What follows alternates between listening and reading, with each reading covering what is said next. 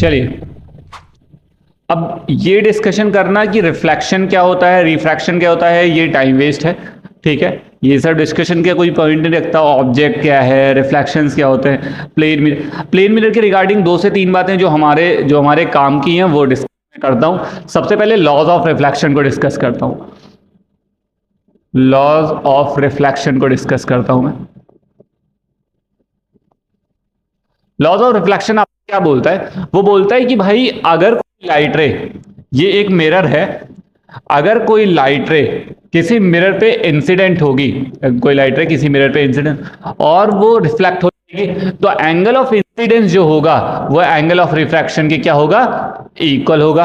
पहला लॉ तो यही बोलता है। दूसरा लॉ आपसे ये बोलता है कि भाई अगर ऐसा हुआ, ठीक, दूसरी बात बोलते हैं कि incident ray, refracted ray and normal all lie on a same plane, तीनों के तीनों एक ही प्लेन पर लाई करते हैं। ठीक है, पहला लॉ क्या बोलता है कि एंगल ऑफ इंसिडेंस जो होना चाहिए वो एंगल ऑफ रिफ्रैक्शन के इक्वल होना चाहिए। एंड सेकंड लॉ बोलता है कि incident ray, refracted ray and normal lie on a same plane.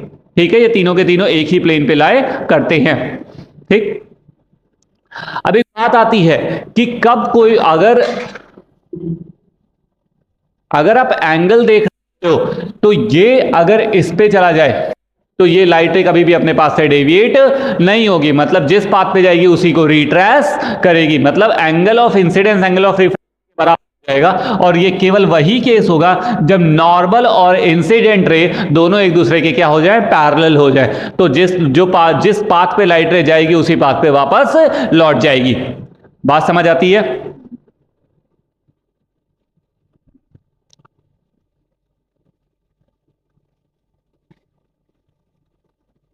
ठीक, दूसरी बात होती है, ये वो केस होता है, इस केस को हम लोग वैसे नॉर्मल बोलते हैं, नॉर्मल इंसिडेंस। Normal incidence. एक और केस आपका आता है, दैट्स कॉल्ड ग्रेजिंग।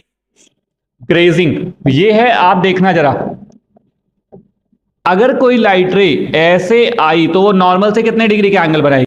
90 डिग्री का। तो वो लाइट रे इसी पाथ को ग्रेज करते हुए भी जाएगी, तो इसे बोलते हैं ग्रेजिंग केस। मतलब वहां पर एंगल ऑफ इंसिडेंस जो होना चाहिए वो एंगल ऑफ रिफ्रैक्शन के बराबर होगा, which is equal to 90 degree. और ये जो केस होगा यहां पर, जब इससे पहले केस डिस्कस किया, I is equal to R is equal to 0 degree. ठीक है, I is equal to R is equal to 0 degree. दोनों केसेस क्लियर है? अब नॉर्मली इमेज कितने टाइप की होती है? 2 टाइप की होती है। एक होती है आपकी रियल इमेज और एक आपकी होती है वर्चुअल इमेज। रियल इमेज क्या होती है? रियल इमेज जो एक्चुअली में इंसिडेंट करती है, एक्चुअली में इंटरसेक्ट करती हैं, रिफ्लेक्टेड रे जब एक्चुअली में इंटरसेक्ट करती हैं तो उसे बोलते हैं रियल इमेज। और जब वो इंटरसेक्ट करती हुई क्या होती है? अपेयर होती है, तो उसे क्या बोलते हैं? Virtual images. ठीक है, प्लेन मिरर के रिगार्डिंग 2 बातें हमें बहुत इंपॉर्टेंट है। जब आप किसी प्लेन मिरर की बात कर रहे होते हो तो प्लेन मिरर की प्रॉपर्टीज ध्यान रखना कि कोई भी अगर ऑब्जेक्ट, प्लेन मिरर की एक बड़ी अच्छी बात है कि अगर ऑब्जेक्ट है तो उसकी इमेज कैसी बनाएगा? वर्चुअल। और वर्चुअल ऑब्जेक्ट है तो रियल इमेज कैसी बनाएगा? रियल। नहीं समझ पाई बात? अगर रियल ऑब्जेक्ट है तो वर्चुअल इमेज बनाएगा और वर्चुअल ऑब्जेक्ट है तो रियल इमेज बनाएगा। दूसरी बात कि दूसरी जो सबसे इंपॉर्टेंट चीज है इसके रिगार्डिंग वो ये है कि आप ये बोल दो कि अगर कोई ऑब्जेक्ट है, अगर आपका ऑब्जेक्ट इस लेवल का है या इस तरह, जो समझ में आई बात कि रियल ऑब्जेक्ट की कैसी इमेज बनाएगा? वर्चुअल। और वर्चुअल ऑब्जेक्ट की रियल इमेज। जैसे आप अपना फेस देखते हो तो आप क्या हो? रियल हो या वर्चुअल? तुम वर्चुअल हो। अच्छा, आप रियल हो तो रियल ऑब्जेक्ट की कैसी इमेज बना? वर्चुअल इमेज को बना रहा है, तो इसी को हम बोलते हैं क्या? मिरर इमेज की मिरर ऑब्जेक्ट से मिरर के बीच की लेंथ को हम लोग u लिखते हैं और ऑब्जेक्ट से इमेज के बीच की लेंथ को हम लोग क्या लिखते हैं?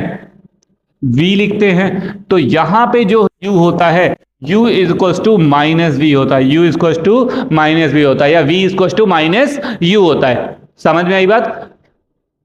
ठीक। दूसरी बात होती है कि अगर ऑब्जेक्ट मिरर की तरफ x स्पीड से v या v मीटर पर सेकंड से जा रहा है, v ना लिख के मान लो x मीटर पर सेकंड से जा रहा है, तो जो इमेज है वो मिरर की तरफ कितनी स्पीड से आएगी?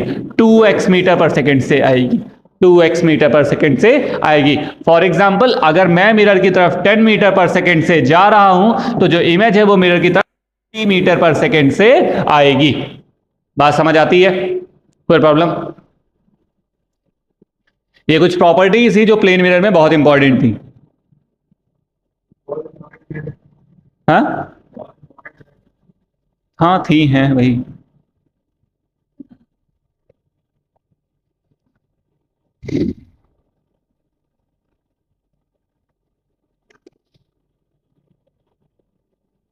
हटाएं इसे। नेक्स्ट बात करते हैं स्फेरिकल मिरर की। Mirror mainly, spherical mirror mainly कितने टाइप के होते हैं? दो टाइप के। कौन कौन से? कॉनकेव और कॉन्वेक्स। कॉनकेव और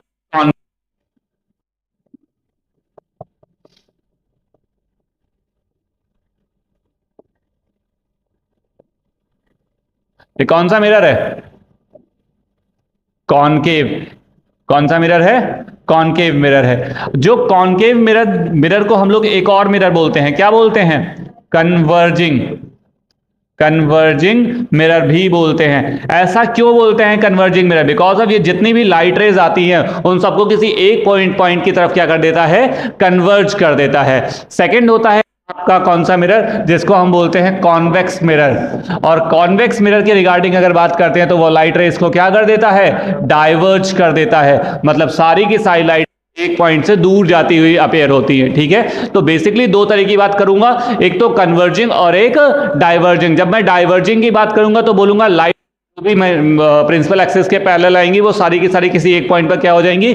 कन्वर्ज हो जाएंगी। और जब डाइवर्जिंग की बात करूंगा तो वो एक दूसरे से दूर हो जाएंगी। बात समझ आती है? अब ये centre of curvature, pole, axis, aperture, ये प्रिंसिपल एक्स फोकस, ये सब डिस्कस करने की रिक्वायरमेंट है? नहीं है? बताओ बताओ फटाफट। नहीं।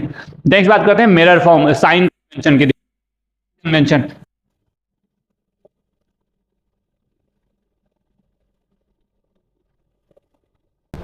यहां तक मैं आई थिंक सो कोई प्रॉब्लम तो नहीं होनी चाहिए।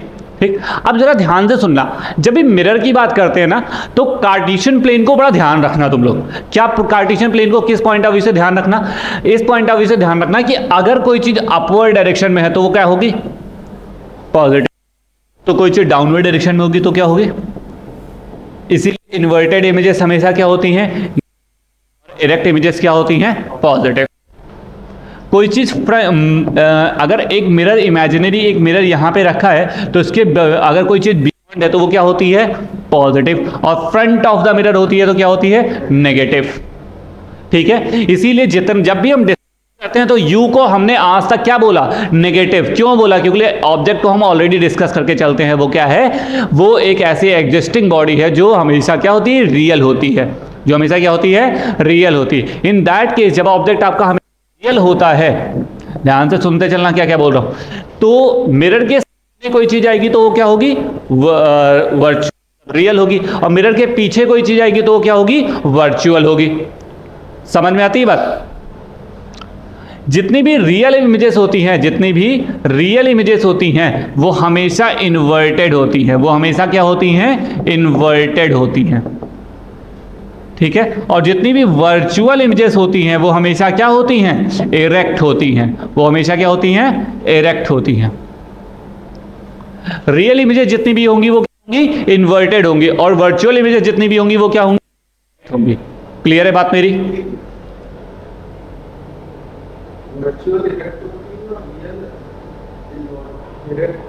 तो सही तो लिखा है, virtual erect, real inverted.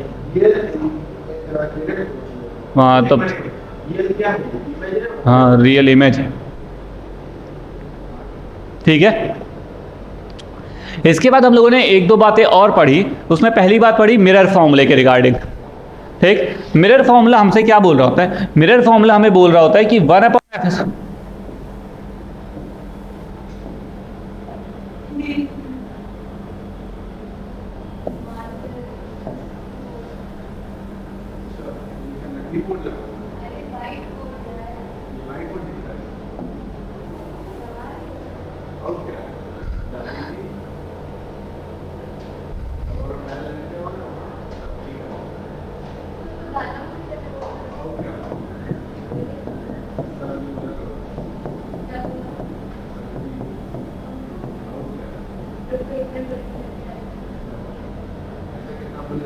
One upon f is to one upon v plus one upon u होता है, और वन एफ इज टू कितना होता है, f is to r by two होता है। तो जब वन अपॉन एफ लिखते हैं तो ये कितना हो जाता है, टू बाय आर हो जाता है, टू बाय आर हो जाता है। तो इन दैट केस आप बोलोगे one upon f is to one upon v plus one upon u plus is to लिख दोगे टू बाय आर।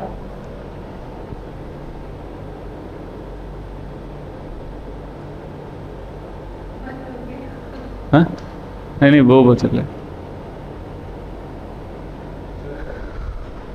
ठीक है।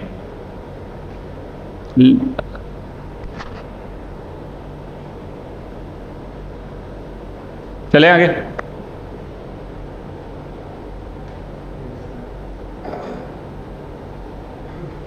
नेक्स्ट बात करते हैं लेटरल मैग्निफिकेशन की। लेटरल मैग्निफिकेशन क्या होता है, it is a ratio of height of image to the height of object. It is a ratio of height of image to the height of object which is equal to m is equals to h i upon h o which is also equal to minus v by u, ठीक है। Linear magnification को कैसे define किया गया, it is a ratio of height of image to height of object, height of image to the height of object. बात समझ में आती है, height of image to the height of object. Clear है बात मेरी?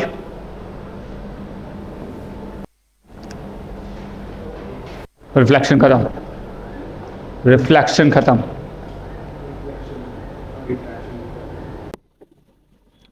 एक केस लिखो जरा, मतलब ये करा रखा है, number of image form by the plane mirrors, number of image form by the plane mirror,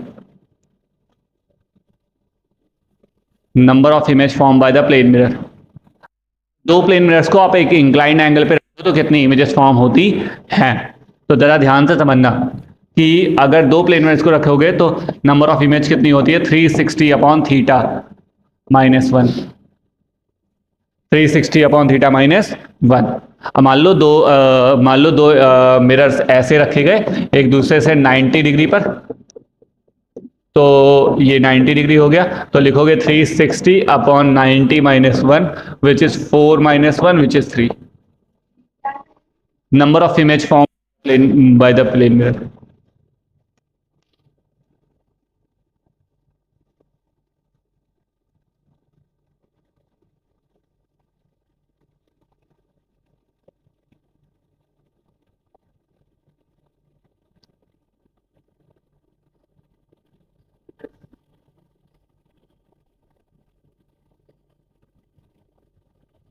ठीक है,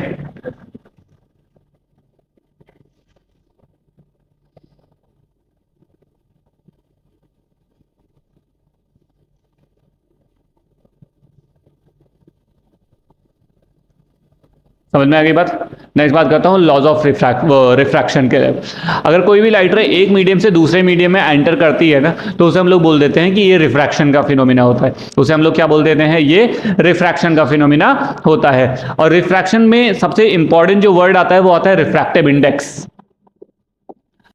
इंडेक्स क्या बोला जाता है कि अगर कोई लाइट रे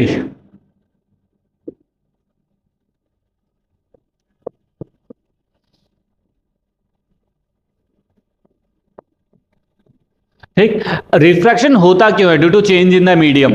ठीक है, अगर कोई लाइट रे एक मीडियम से दूसरे में एंटर करती है तो अपने पास से क्या हो जाती है, डेविएट हो जाती है, and this phenomena is known as a refraction. ठीक है, बेसिकली जब आप रिफ्रैक्शन में लॉज ऑफ रिफ्रैक्शन को फॉलो करते हो तो उसमें एक इंपॉर्टेंट है, that's called Snell's law. Snell's law. और ये क्यों इंपॉर्टेंट है जरा ध्यान से सुनना, अभी तक आपने रटा है बट रटने वाली बात नहीं है। कोई लाइट रे कहां से आ रही है, N1 मीडियम से आ रही है, तो आप लिखोगे N1 sin I, N1 sin I is equals to कौन से मीडियम में जा रही है, दूसरे मीडियम में, तो N2 sin R। तो इसको इधर लाते हैं तो ये होता है N1 sin I upon sin R is equals to होता है N2 अपॉन N1। ठीक है, इसी को आप स्नेल्स लॉ बोलते हो, which is also equal to 1 N2 refractive index of second medium with respect to first medium. ठीक है, इसी को आप एक नाम देते हो क्या, relative refractive index, relative refractive index.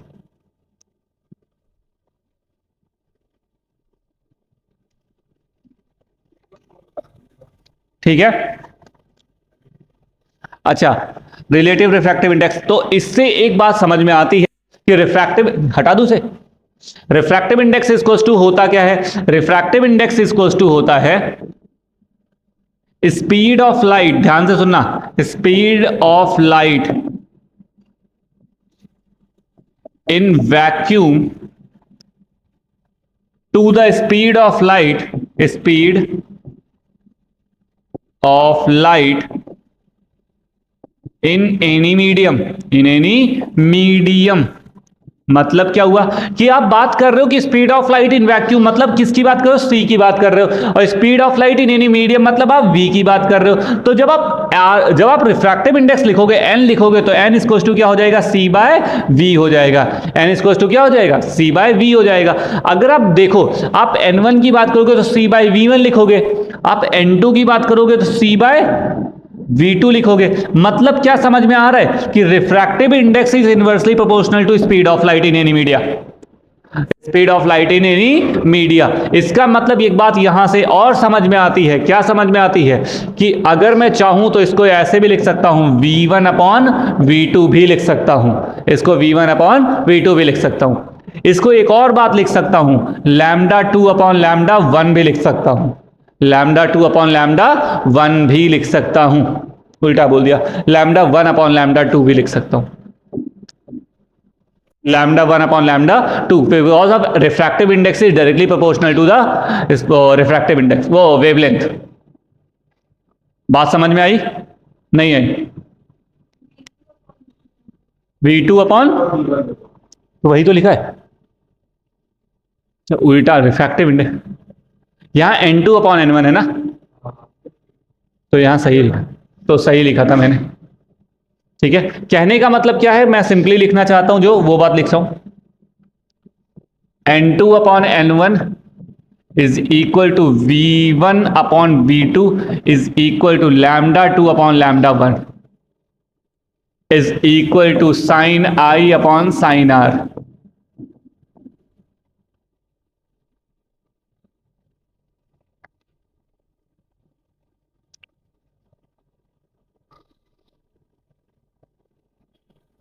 सच, लैम्डा 1 अपॉन लैम्डा 2, नहीं इनवर्सली। ठीक है, यहां तक बात समझ में आती है।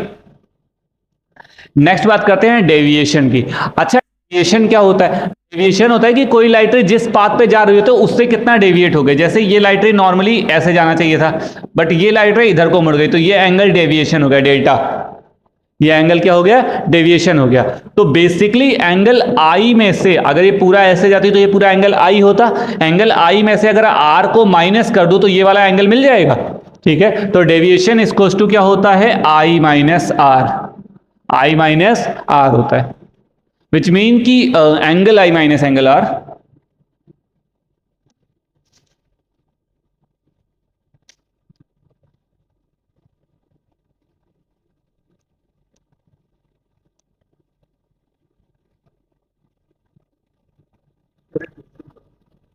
बोलते जाओ, से डेंसर में जाता है तो टूवर्ड्स द नॉर्मल चली जाती है, तो टू, उल्टा कर दो, रेयर से डेंसर में जाएगी तो स्पीड कम हो जाएगी तो नॉर्मल की तरफ चली जाएगी, डेंसर से रेयर में जाएगी तो स्पीड ज्यादा हो जाएगी तो नॉर्मल से दूर चली जाएगी।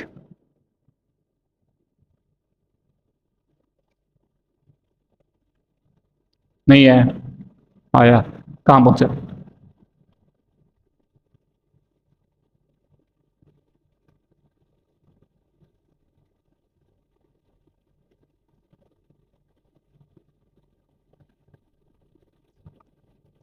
नेक्स्ट बात करते हैं refraction through a glass slab. अगर मान लो एक स्लैब है, स्लैब है, तो यहां पे कितने रिफ्रैक्शंस हो गए, दो।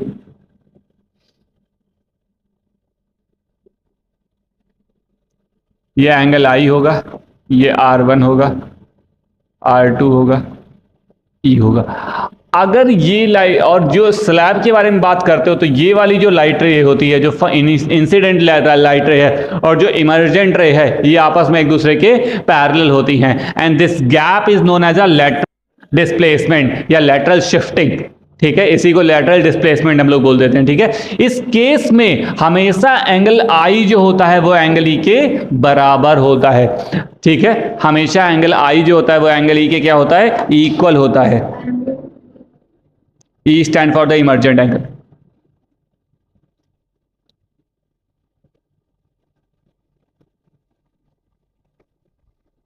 ठीक है, अगर तुमसे कोई बोला जाए, मान लो ये डिस्प्लेसमेंट d है और d बोला जाए तो होता है t into sine i minus r upon cos r.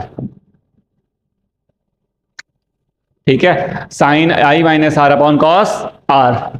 ठीक है, ये where t is a thickness, t क्या होती है, थिकनेस होती है। बात समझ आती है?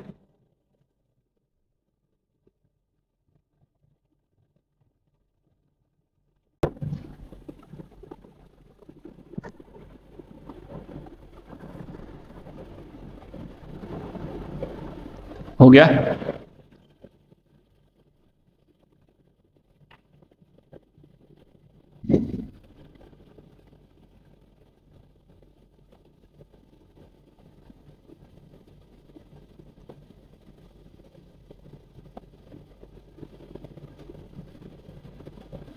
नेक्स्ट बात करते हैं।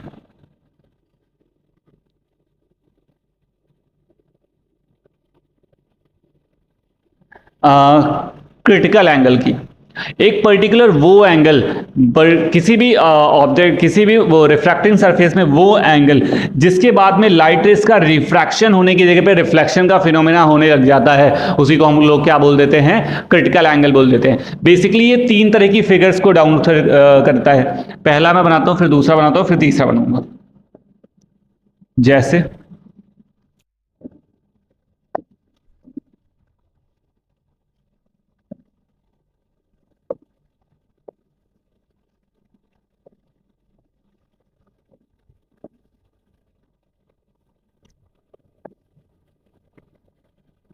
when angle of incidence is greater than angle of critical angle।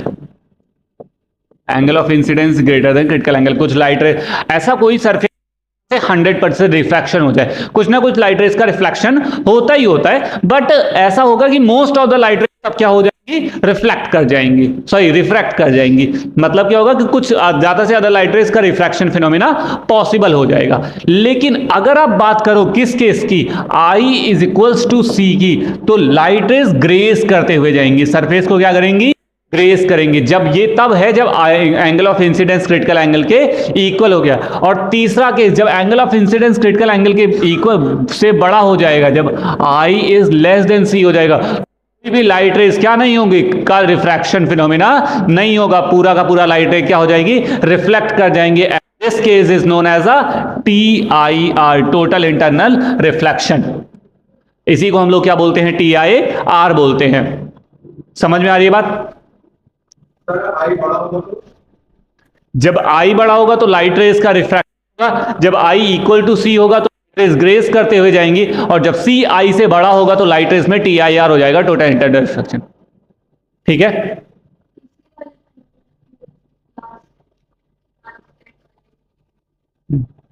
इसी वाले फिनोमेना की वजह से वो रेगिस्तान में तुम्हें पानी दिखाई पड़ता है।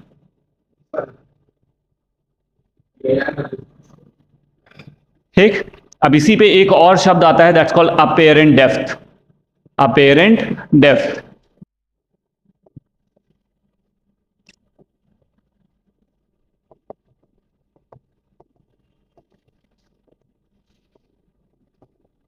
अगर एक कॉइन यहां पे पड़ा हुआ है, एक कॉइन यहां पड़ा हुआ है, तो इस कॉइन से बेसिकली मान लो आपकी आईज यहां पे है।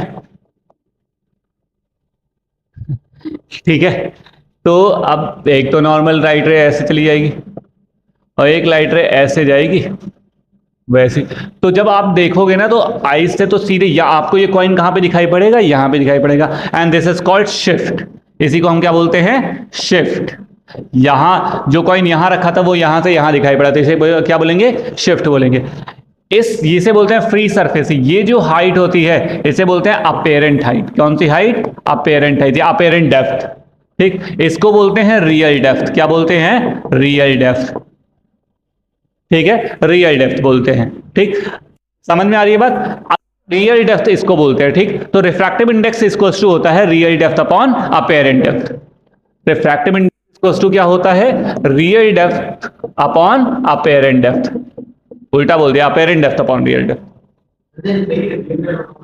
ठीक, तो जब आप शिफ्ट निकालते हो, ध्यान से समझना, तो आप क्या बोलते हो? आप बोलते हो रियल डेप्थ में से माइनस कर दो भाई कौन सी डेप्थ को?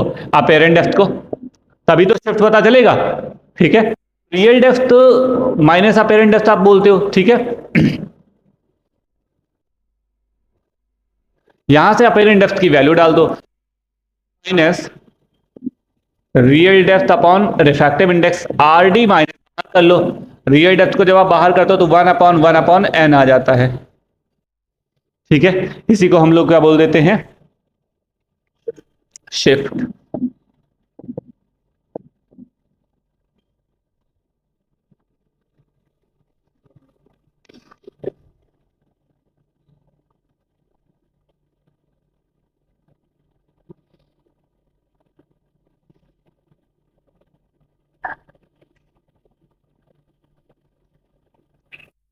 अब एक बात आती है, इसमें हम बोलते हैं relation between critical angle and refractive index. तो क्रिटिकल एंगल और रिफ्रैक्टिव इंडेक्स में क्या रिलेशन होती है? 1/n इज टू होता है 1/sin c होता है। n is to 1/sin c होता है। ठीक है, जिसमें आप refractive index is to 1/sin c है। बहुत सारी बुकें इसे कॉसेक सी भी लिखती हैं, प्रॉब्लम ध्यान रखना, इसे कॉसेक से अगर लिखा मिलेगा तो डर मत जाना। ठीक है, इसके बाद जो मैंने तुम्हें शीट भेजी है उसमें जरा 3 प्रिज्म और मिराज और ये फैब्रिक, ऑप्टिकल फैब्रिक है, तीनों पढ़ो फटाफट। इन तीनों को फटाफट पढ़ लो।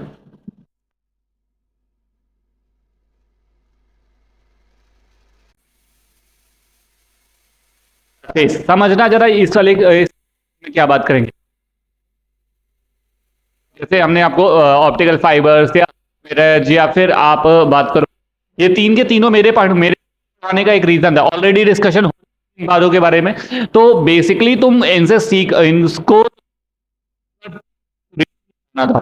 ठीक है, वापस नेक्स्ट करता हूं। जो इंपॉर्टेंट है वो होता है मल्टीपल, मतलब मल्टीपल सरफेसेस। जैसे फॉर एग्जांपल लाइट रे ऐसे गई, ठीक, तो ये है एन1 मीडियम। अब लाइट रेस का कितना रिफ्रैक्शन होगा? पहले सरफेस से सरफेस होगा तो कितने रिफ्रैक्शन हो जाएंगे? 2।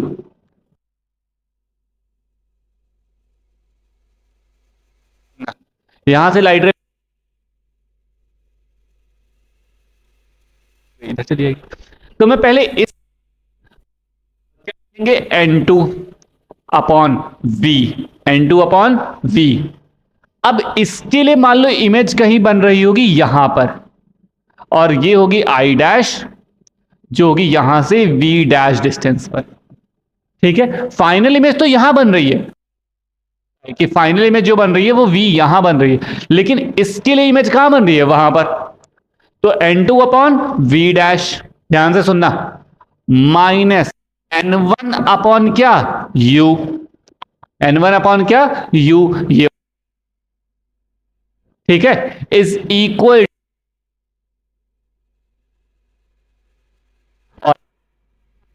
इसका समझ में आई बात?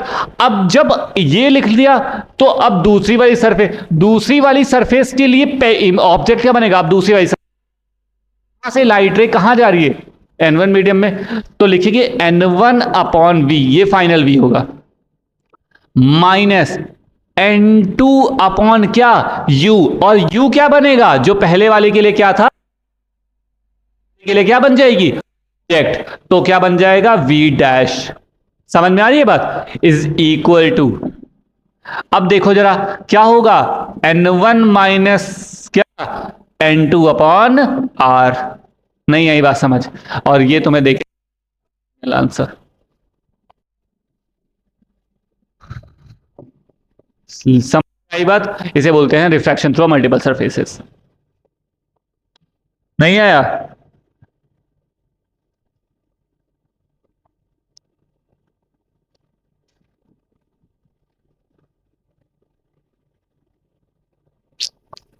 आया? Very good. चलो, इसके बाद बात करता हूं, इसी से रिलेटेड एक है। अगर मैं बात करूं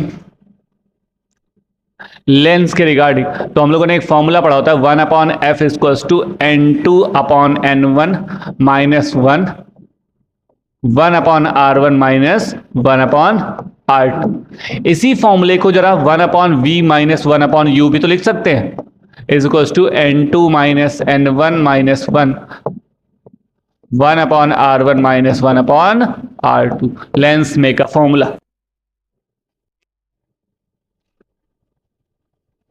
क्या कर रही थी?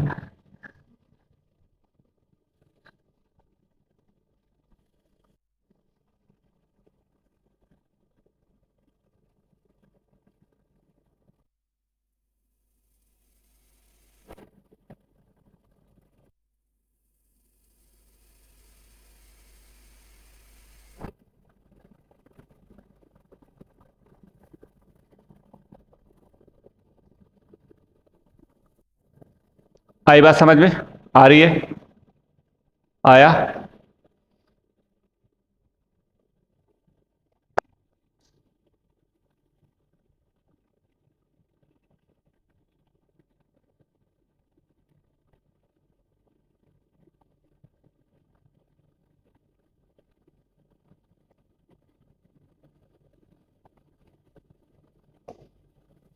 नेक्स्ट बात करेंगे कॉम्बिनेशन ऑफ लेंस की। अच्छा, कॉम्बिनेशन ऑफ लेंस की से पहले हम लोग पावर की बात कर लेते हैं। पावर क्या होता है? The converging or the diverging ability of lens is known as a power of lens. कितना पावरफुल है, मतलब कितना जल्दी वो कन्वर्ज है, कितना जल्दी डाइवर्ज कर सकता है, पावर पर डिपेंड करता है। ठीक है, तो power of lens is defines ability of any mirror, any lens, the ability of any lens to converge or diverge of light rays। तो बेसिकली या इसी को हम लोग एक और नाम देते हैं द रेसिप्रोकल ऑफ। ठीक है, बस किस में होनी चाहिए? मीटर में। अगर यही सेंटीमीटर में है तो ये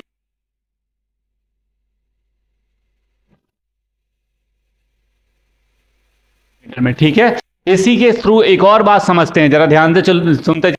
यूनिट क्या होती है पावर ऑफ लेंस की? डायोप्टर, जिसे हम डी से लिखते हैं। इसकी यूनिट क्या होती है? डायोप्टर होती है। बात समझ आती है? ठीक। अब आप बात करते हो कॉम्बिनेशन ऑफ, तो मान लीजिए ये एक लेंस है, इसी का कंबाइंड एक और लेंस रखा गया है, इसी का कंबाइंड एक और लेंस रखा गया है। इसकी पावर P1 है, इसकी पावर P2 है, उसकी पावर P3 है। तो P इक्विवेलेंट जब आप निकालोगे तो लिखोगे P1 plus P2 plus P3। लेकिन एक बहुत इंपॉर्टेंट बात यहां ध्यान रखना कि जब आप P लिखोगे तो कैसा लिखोगे? P लिखोगे हमेशा साइन के साथ में।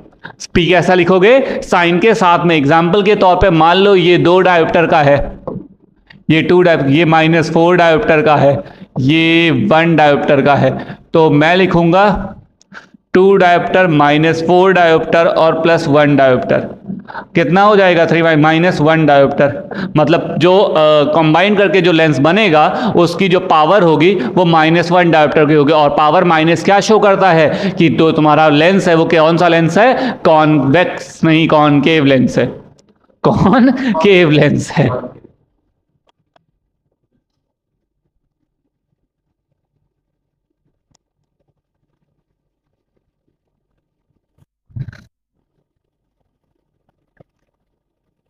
ठीक है,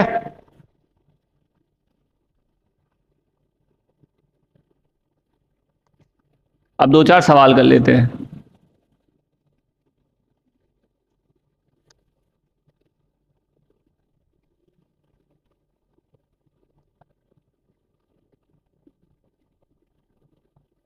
क्वेश्चन नंबर फर्स्ट, एमसीक्यू में क्वेश्चन नंबर फर्स्ट सेकंड दोनों करो, फर्स्ट और सेकंड दोनों करो।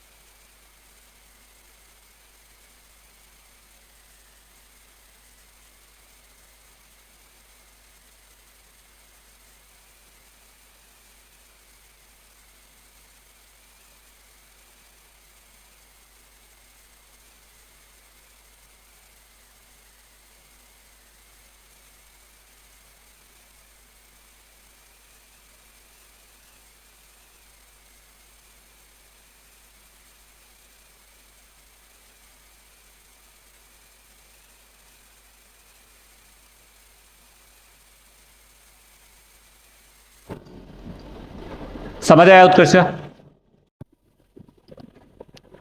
क्या बोला गया? A fish looking up through the water sees the outside world containing a circular horizon. If the refractive index of water is 4 by 3 and the fish is 12 centimeter below, fish is 12 centimeter below the surface, the radius of the surface is, that's very good question. मतलब एक classical question है ये.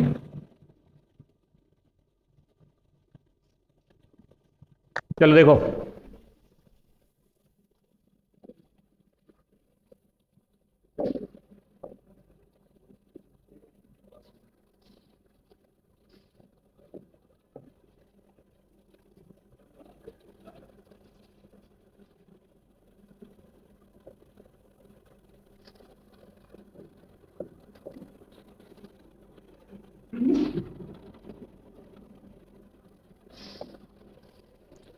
ये देखना.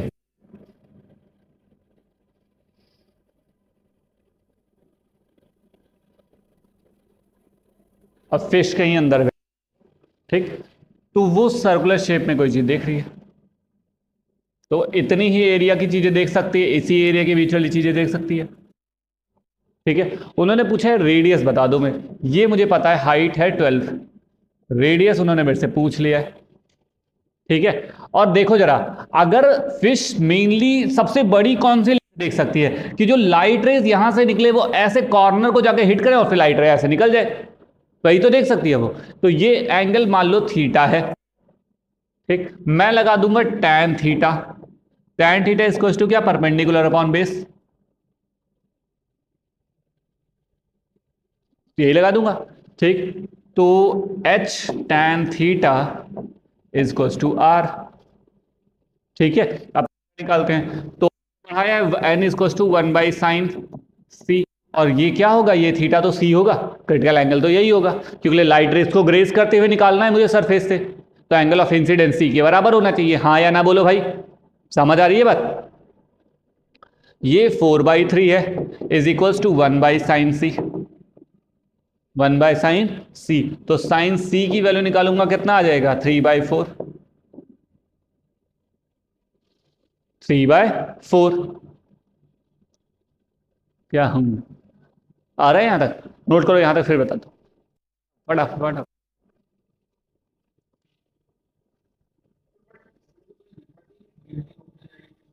तो तुम्हें वही वाली सरफेस हिट करनी है ना जो ग्रेस करते हुए निकल जाए.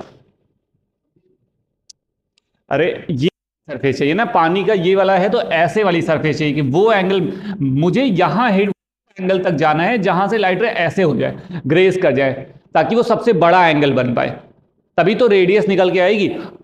अगर कॉर्नर की जगह यहां से लाइट रेज निकल गई तो वो ऐसे निकल जाएंगी ना, तो एंगल कैसे बनेगा? ठीक है, यही, और यही थीटा किसके इक्वल हो जाएगा, सी के इक्वल हो जाएगा, सी के इक्वल. अब साइन पता है तो tan निकाल सकते हैं, साइन पता है तो कॉस निकाल लो, पहले सबसे आसान है. तो साइन पता है तो कॉस सी कैसे निकालोगे, 1/√1 साइन स्क्वायर सी, यही तो. कितना, 1 - 16 - 9/16,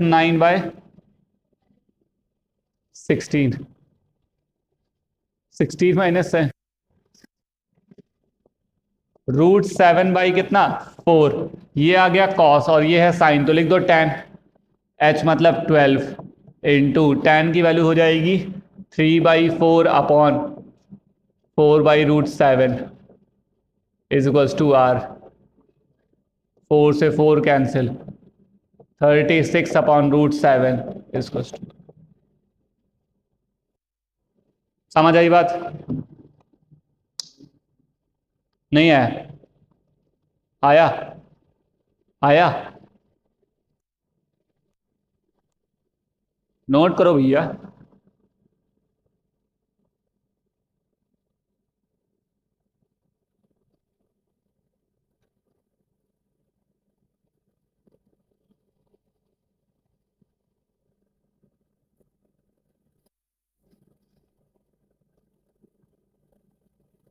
इधर ऐसे खड़ा हो जाता हूँ तो तुम्हारी तरफ हवा जाने लग जाती होगी, है ना।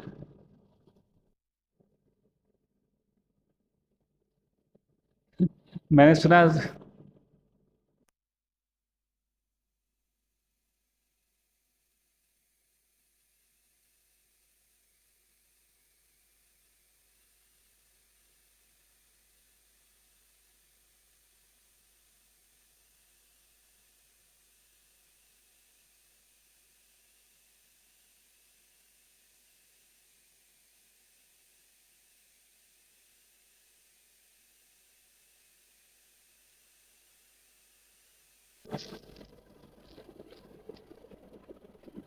हो गया।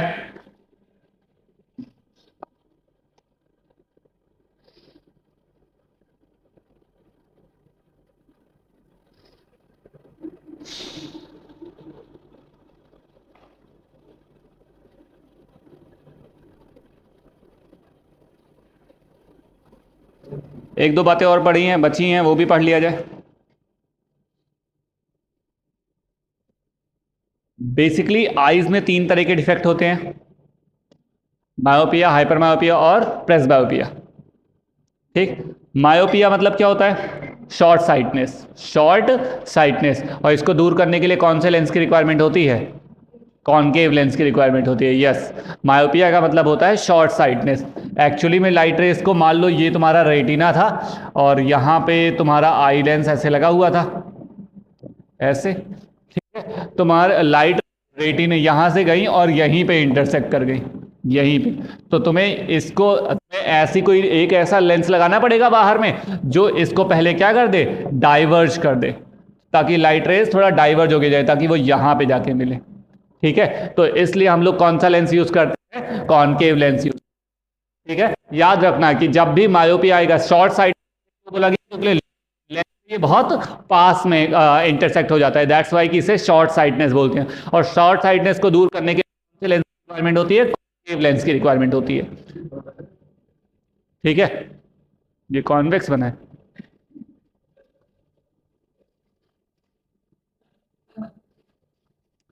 तीन चार थप्पड़ मार खींच के इसको, जाओ। ठीक है,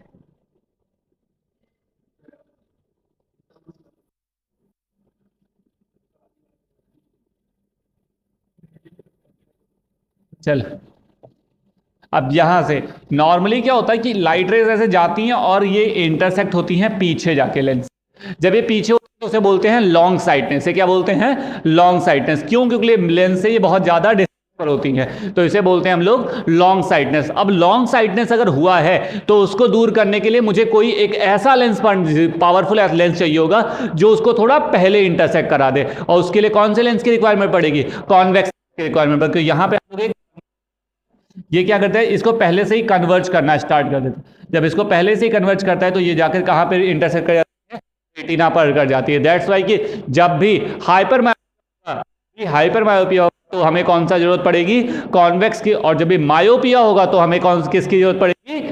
कॉनकेव की रिक्वायरमेंट। और जब प्रेस बायोपिया होगा, ये हमेशा ओल्ड एज के लोगों को होता है, उनमें ना उनमें ना तो बहुत ज्यादा दूर की चीजें दिखाई पड़ती हैं और ना जब बहुत ज्यादा पास की चीजें दिखाई पड़ती है, तो उसे हम लोग बोलते हैं प्रेस बायोपिया। और उसमें यूज करते हैं, ऊपर कॉनकेव नीचे कॉन्वेक्स।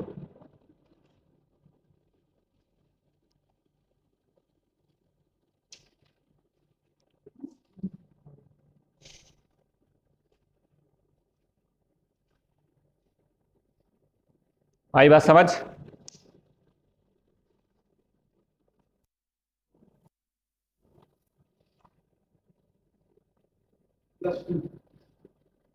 क्या +2?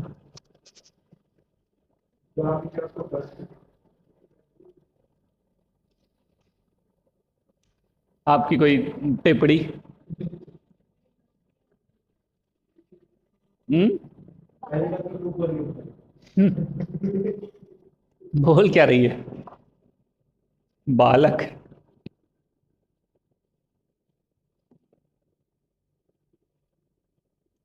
तीन। नेक्स्ट बात करते हैं कंपाउंड माइक्रोस्कोप की। किसकी बात करते हैं?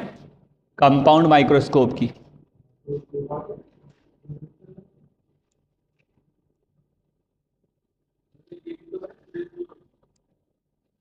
क्या?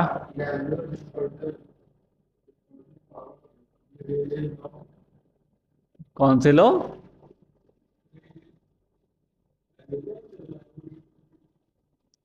अरे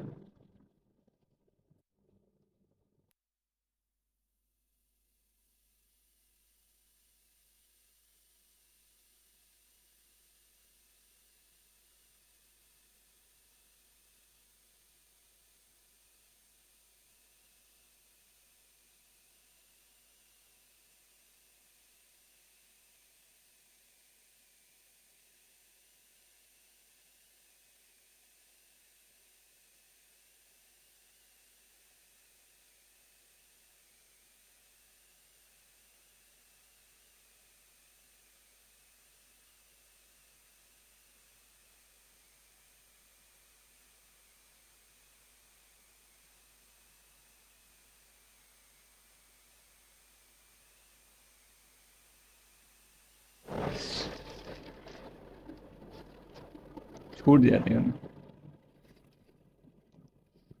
चलिए, प्रिज्म एक बार कवर कर लेते हैं पहले, फास्ट थोड़ा स्पीड में। प्रिज्म बेसिकली क्या होता है? प्रिज्म एक ट्रायंगुलर शेप का एक ऐसा फिगर है जिसमें सरफेस होती हैं। कितनी सरफेस होती हैं? कैसे? पांच। एक, दो, तीन दिखाई पड़ रहे होंगे, एक फ्रंट में और एक, तो टोटल कितनी सरफेस हो गई? पांच। और दो रिफ्लेक्टिंग सरफेसेस के, रिफ्रैक्टिंग सरफेसेस के बीच के एंगल को बोलते हैं एंगल ऑफ प्रिज्म एंगल। उसी को क्या बोलते हैं? एंगल। जैसे ये रिफ्रैक्टिंग सरफेस हुआ और ये, तो इन दोनों के बीच के एंगल को प्रिज्म एंगल बोलते हैं। तो जीवन भर तुमने पढ़ा है प्रिज्म एंगल ये है, वो ये भी हो सकता है, ये भी हो सकता है। ठीक है? ठीक, समझ में आ रही है बात? ठीक, बात करते हैं। तो प्रिज्म एंगल अगर ये होता है तो लाइट रेज ये जाती है, ये नॉर्मल हो गया, यहां गई, ये नॉर्मल हो गया, ऐसे निकल गई। ठीक है? ये एंगल ऑफ इंसिडेंस हुआ, ये R1 हुआ, ये R2 हुआ, और ये इमर्जेंट एंगल। ठीक है? रिलेशन पढ़ते हैं n is equals to, deviation के फॉर्म में n इज इक्वल्स टू। अच्छा, डेविएशन पहले डिफाइन कर देते हैं। एक लाइट रे अगर ऐसे जाती तो ऐसे जाना चाहिए था, ये इसको बोलते हैं फर्स्ट डेविएशन। क्या बोलते हैं? First deviation. ये लाइट रेज ऐसे जानी चाहिए थी बट इतना डेविएट हो गई तो इसको बोलते हैं सेकेंड डेविएशन। अच्छा, अगर मैं इसको पीछे की तरफ ऐसे बढ़ा दूं तो ये भी एंगल क्या हो जाएगा? डेल्टा टू हो जाएगा। इस पूरे को बाहर बनाता हूं, ये डेल्टा वन है, ये डेल्टा टू है, तो ये एक्सटीरियर एंगल जो डेल्टा होगा वो इन दोनों के सम के इक्वल हो जाएगा।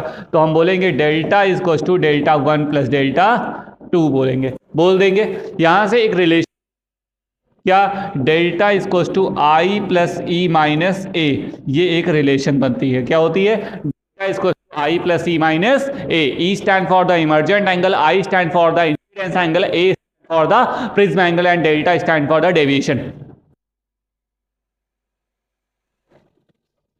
ठीक है? बात समझ में आती है? यहां तक ये बात समझ में आती है? ठीक, इसी रिलेशन इसी चीज को हम लोगों ने थिन प्रिज्म के लिए पढ़ा। जब इसी को हम लोगों ने फॉर्म मिनिमम डेविएशन के लिए पढ़ा तो डेल्टा मिनिमम के लिए एक फॉर्मूला पढ़ा, वो क्या पढ़ा? 2i माइनस ए पढ़ा। और ये तभी होगा, मिनिमम डेविएशन तभी होगा जब वो इमर्जेंट जो एंगल है और एंगल ऑफ इंसिडेंस आपस में क्या हो जाएंगे? सेम हो जाएंगे, जीरो नहीं होंगे। I is to e. In that case आपका जो डेविएशन का ग्राफ बनेगा वो ऐसे बनेगा, और ये होगा डेल्टा मिनिमम। ये क्या है? डेल्टा। और ये क्या है? Angle of incidence. यहां पे आई जो हो जाएगा वो ई के इक्वल हो जाएगा। ये वो, समझ में आई बात? ठीक है? इसी से रिलेटेड एक फॉर्मूला, रिफ्रैक्टिव इंडेक्स का फॉर्मूला पढ़ते हैं। एन इसको to sine i upon sine r पढ़ते हैं, जिसको हम लोग देखते हैं sine delta m minimum plus a by two upon sine a by two पढ़ते हैं। This is a relation between delta minimum and angle of refractive index. ठीक है? ये एक रिलेशन होती है 12th में। ठीक, अब नेक्स्ट बात करते हैं डेविएशन थिन प्रिज्म। डेविएशन, जब थिन प्रिज्म में डेविएशन की बात करते हैं, थिन मतलब जिसका प्रिज्म 5 डिग्री से कम होता है उसको बोलते हैं थिन प्रिज्म। और उसके लिए हमारे लिए फॉर्मूला होता है delta minimum is equal to n minus one into a. Into.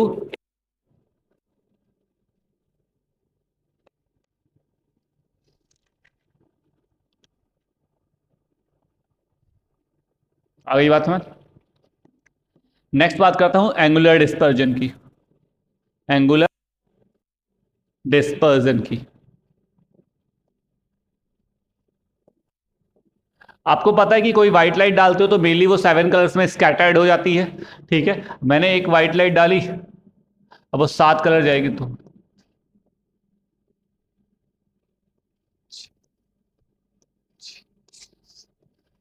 VIBGYOR,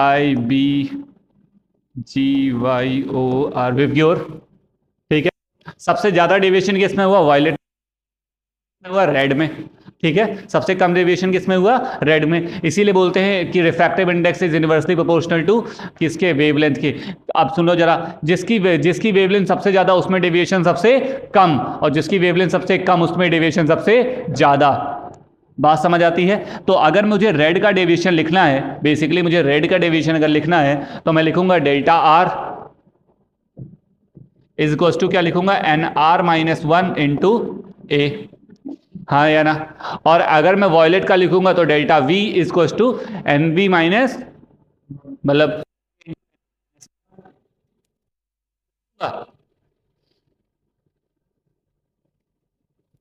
नहीं आया? Very good.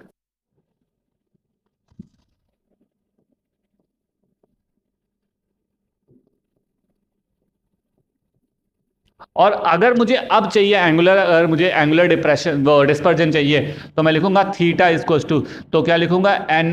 Sorry, delta R minus delta we. जो बड़ा होगा उसमें से दूसरे वाले को क्या कर दूंगा? माइनस कर दूंगा, क्योंकि अब डिस्पर्जन तो नेगेटिव नहीं आ सकता ना।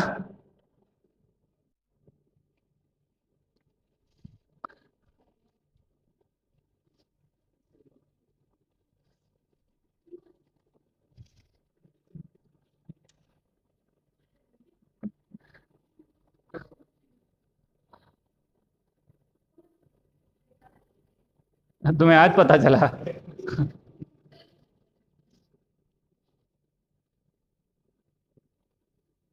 येलो, जो येलो कलर होता है उसको मीन कलर भी बोलते हैं। ठीक है, उसका जो वो होता है, वो होता है,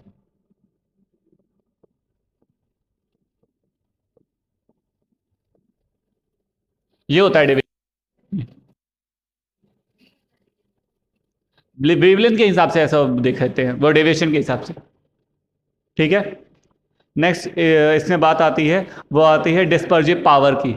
डिस्पर्जिव पावर की, क्या बोला? ठीक है, डिस्पर्जिव पावर की। ठीक है, which is equal delta v minus delta r upon delta y minus one. This is called dispersive power. N लिखना है यार, तुम, मैं बहुत देर से लिख जा रहा हूं, एन लिखना है इसको।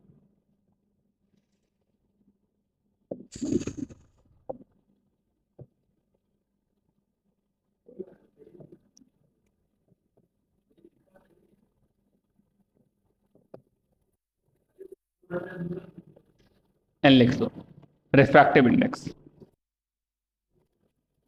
आज का यूनिट, इसकी कोई यूनिट होगी, it is a ratio basically. ठीक है, एक साइंटिस्ट आए थे रेलिक्स लॉ, तो इन्होंने बताया था स्कैटरिंग के रिगार्डिंग। इन्होंने बोला था जो स्कैटरिंग होती है which is directly inversely proportional to fourth power of lambda, fourth power of the lambda.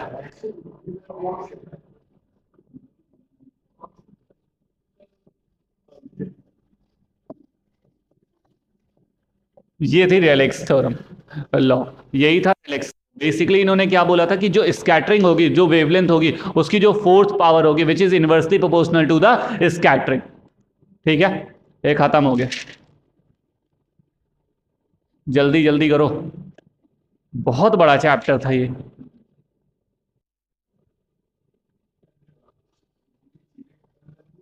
हैं?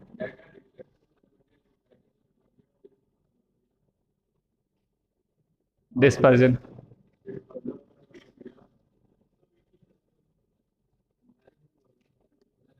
ठीक है, नेक्स्ट बात करते हैं ऑप्टिकल इंस्ट्रूमेंट्स की। नेक्स्ट बात करते हैं ऑप्टिकल इंस्ट्रूमेंट्स की। उसमें सबसे पहली बात करेंगे माइक्रो उसमें सबसे पहली बात करेंगे सिंपल माइक्रोस्कोप की। बेसिकली इसके मैग्नीफाइंग पावर के ही फॉर्मूले हैं, इसके मैग्नीफाइंग पावर के ही केवल फॉर्मूले हैं। तो लिखो सिंपल माइक्रोस्कोप के बारे में। ठीक है, मैग्नीफाइंग पावर क्या होती है? Distance between the image and, ये बेसिकली मैग्नीफाइंग पावर एक तरह का रेशियो होता है, distance between the image and eye lens.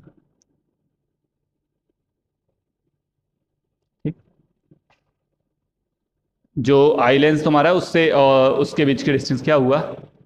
तो पागल हो गई है।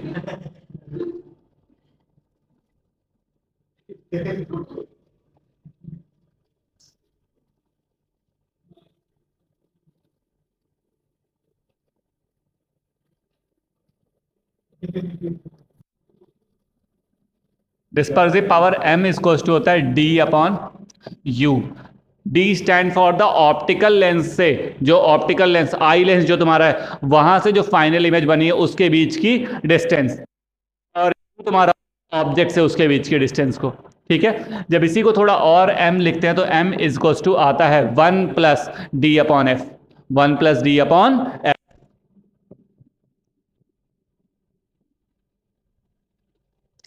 ये होता है magnifying power of the simple microscope. ठीक है, magnifying power of the simple microscope.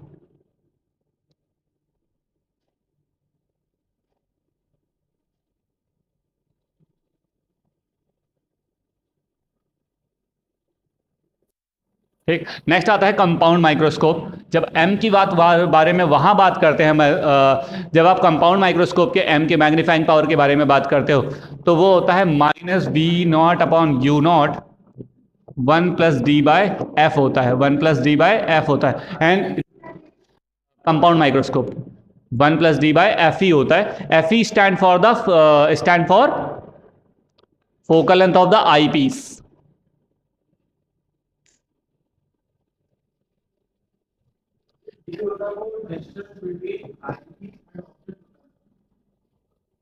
Optical,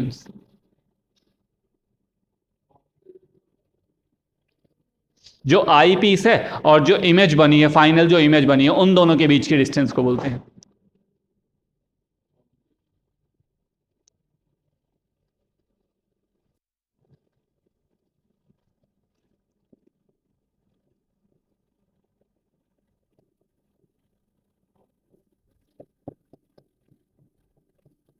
अच्छा, इसको यहां पे एफ ओ क्या है? Focal length of the objective lens. Focal length of the objective lens. नहीं आई बात समझ? नहीं आई। दो तरह के लेंसेज यूज कर बेसिकली दो तरह के लेंसेज हम यूज करते हैं। एक आपका होता है, उसमें शायद नहीं लिखा होगा या ना, दो तरह के हैं। एक होता है आई पीस, जो आई पीस होता है उसका लेंस, और एक होता है ऑब्जेक्टिव लेंस। ठीक है, तो जो ये फोकस है वो ऑब्जेक्टिव लेंस की है, जो ये फोकस है ये आई पीस फोकस है। समझ में आई बात? अब इसका पूरा रे डायग्राम होता है, बेसिकली वो गूगल करके दिखाया था।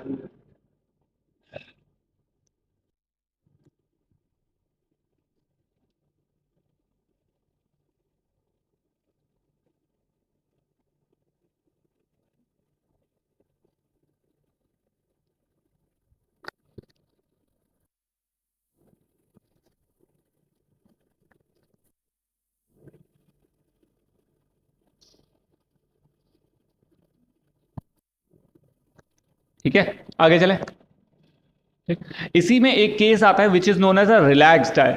जब आप रिलैक्स्ड आई की बात करते हो तो वो जो केस होता है वहां पे आपका m जो हो जाता है, बस रिलैक्स्ड आई के लिए यहां से ध्यान देना कि m इज इक्वल्स टू आप लिखते हो -v0 अपॉन u0, और यहां पे क्या लिखते हो 1 upon D upon F, sorry 1 हटा देते हो और d अपॉन एफ ई लिख देते हो, बस d अपॉन एफ ई लिख देते हैं।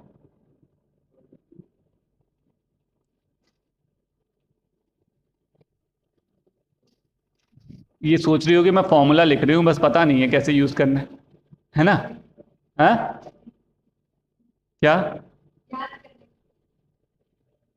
एक्चुअली में बात ये है ना कि ये बेसिकली जब पहली बार इसको पढ़ाया था तो पूरा का पूरा प्रॉपर टाइम था हमारे पास, तो इसको मैंने 2 क्लासें दी थी।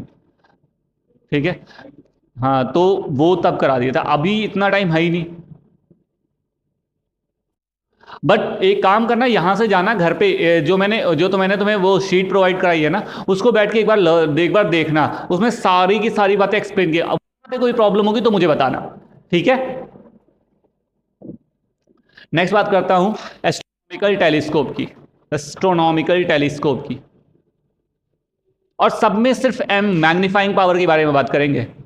ठीक है, एस्ट्रोनॉमिकल टेलीस्कोप की, which is m is equals to क्या होता है, -FO/FP। M is equals to होता है -FO/FP, ऑब्जेक्टिव का जो फोकल लेंथ अपॉन जो आई पीस का फोकल लेंथ।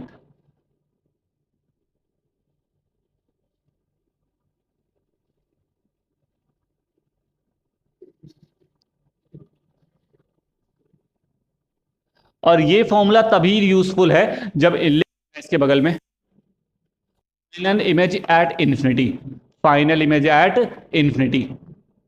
जो इमेज बन रही है वो कहां पे बने, इंफिनिटी पे बने, तो ये फॉर्मूला एप्लीकेबल है। साइड में एक और बात लिख लेना, also applicable for the relaxed eye, also applicable for the relaxed, sorry, also applicable for the reflecting telescope, also applicable for the reflecting telescope.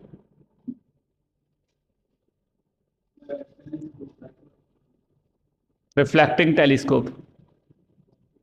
दूसरा, इसी में दूसरा केस लिखना, the final image is formed, लिखना the final image is formed at, the final image eight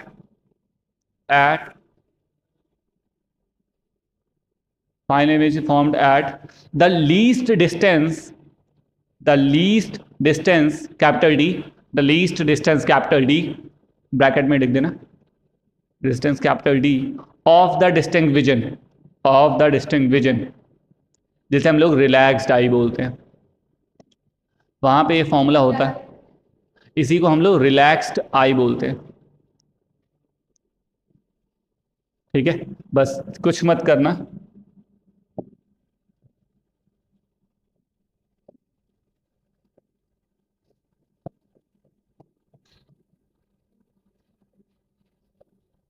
ये बढ़ा तो बन जाएगा ये। ठीक है, बस ये बढ़ा लो।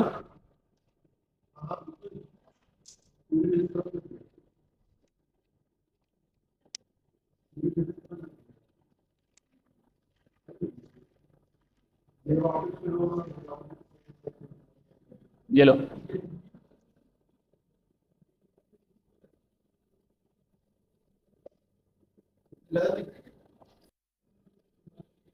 हो गया। कुछ क्वेश्चंस भी देख लें। भूख लगी है इसको, वो छोड़ दो, वो नहीं है काम।